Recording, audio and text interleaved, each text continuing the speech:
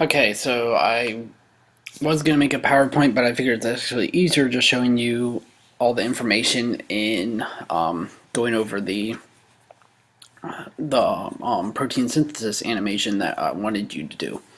So I'm just going to go through this, and then I'm going to put up some worksheets on transcription and translation. So just to make sure I know you have the idea before you take the test. So the whole goal of DNA is to make proteins. And then proteins do many different things, like proteins, remember, are enzymes, and enzymes speed up reactions. Proteins build up our muscles. Proteins regulate cellular respiration in our bodies. They do all tons of different things in our bodies, hormones, and our genes encode all these different proteins. And that's the main reason how our DNA is expressed. Our DNA is made into sections of segments called DNA, not DNA, called genes. And then the genes are translated into proteins, and the proteins determine like our traits and how our body works. So we're going to go from the DNA to the protein. So how does DNA actually code for proteins being made? So this is just an overview. So here again, remember DNA is on chromosomes inside our nucleus of our cells. And then the DNA is in a double helix, all wrapped up on the chromosome. All right, and then what we have here is here's our DNA, and our DNA strand is going to get copied by this protein called RNA polymerase. You don't have to know that. And then our mRNA is going to go outside to the ribosome. This is a ribosome. And the ribosome is going to read the mRNA to make ribosome proteins out of these things, which are amino acids. Remember back when we talked about proteins, nucleic acids, carbohydrates, and we talked about proteins are made of amino acids. So here's our amino acid pool. So first, our RNA polymerase binds to DNA and it makes a copy of it, and it makes mRNA, and that's called transcription. Then the mRNA can leave the nucleus. DNA cannot leave the nucleus because it's too big and it's double-stranded. mRNA is single-stranded and can leave the nucleus. So it leaves the nucleus and goes to the ribosome. And then the ribosome reads it, tells amino acids to come, makes a protein. And then the protein goes and does its job of whatever it needs to do.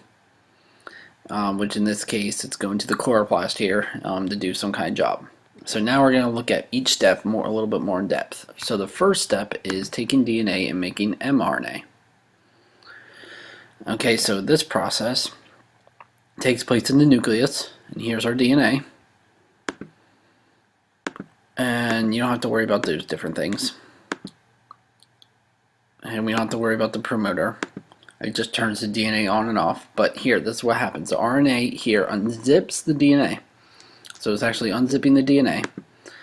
And it goes, and then once it gets to the coding region, it reads and starts making mRNA. Now, as you can see, only one strand is used from the DNA to make the mRNA.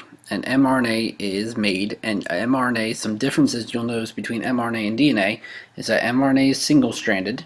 As you see this, it's only single strands, only making one strand, whereas DNA is double strand.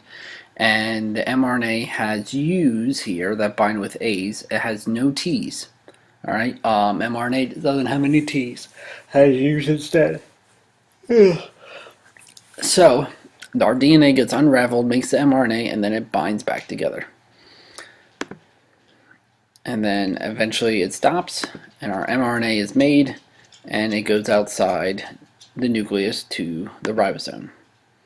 Alright, so again, mRNA is made from a copy of DNA. There's U's instead of T's, and it's single-stranded instead of double-stranded. Now, once it's made, so again, this is just showing it, the mRNA being made, and mRNA, it stands for messenger RNA. It carries the message for the DNA to go outside the nucleus to the ribosome. So mRNA is the messenger RNA. That's what the M stands for. It goes outside, and this ribosome binds to it and reads it, and it tells It's going to tell just the different things. Here's our amino acids. Now here's our mRNA. So again, here's the U's instead of T's. It has C, G, and it has A's. The only difference with mRNA is it has U's instead of T's. So our ribosome here is going to come and read the mRNA in segments of 3 bases at a time. So 1, 2, 3, 1, 2, 3, 1, 2, 3, and it reads at 3 bases at a time. That's important. We'll talk about that in a little bit. So the ribosome comes and reads it, and it's called a codon, and it's going to start here at the AUG. Now, this 3 bases tells another type of RNA called tRNA. tRNA, the T stands for transfer.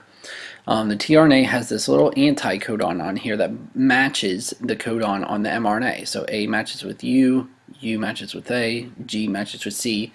And because of this codon, each tRNA carries a slightly different amino acid. So when this codon is basically telling us what amino acid should be brought through the tRNA. So the tRNA is kind of like the taxi driver. The RNA is hollering for the correct amino acid, and the taxi comes and brings it in. So here comes our tRNA. It binds and brings our amino acid. And then our next amino, now you see this amino acid is different from this one because it's a slightly different set of bases. And then what happens is our amino acids bind together. And then this keeps occurring. The tRNAs go away. The tRNAs are just taxis. They're just dropping them off, and the amino acids get bound to it. And this just keeps going and going until eventually you reach a stop codon. And eventually we get an amino acid sequence. And that is our protein. So the amino acids are made out of, make our proteins. So that's the whole step of protein synthesis. So, and again, this can happen multiple times with multiple ribosomes binding to the mRNA. So what I'm going to do now is I'm going to upload a quick little, actually I'm going to go and show you one more site, and then I'm going to upload you the steps. So I went through all these steps, all these questions here that you couldn't do. And now I just want to take you to this one here that kind of puts it all together.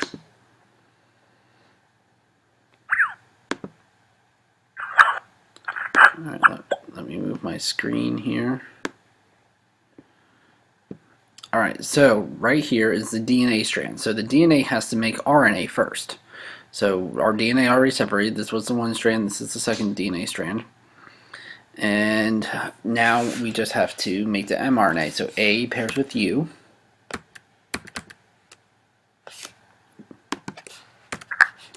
T pairs with A, so A is U, and then C pairs with G, G pairs with C, and so on and so forth. Oop, I pressed the wrong button.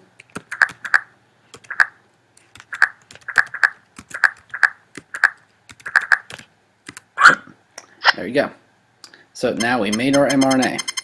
So now the next thing we need to do is figure out where our start is, which is at AUG. And now what we're going to do is we're going to be using this thing called a codon chart, and that's over here. And let me just slide my screen over so you can see it. Alright, so a codon chart has the different tRNA bases. Let me zoom out of this.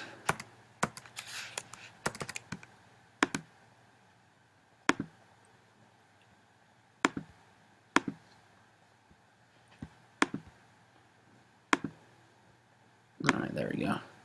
That might be a little bit better. Now we can actually see the whole screen here. Alright, so we got our bases. So the first, like I mentioned before, mRNA is read at 3 bases at a time.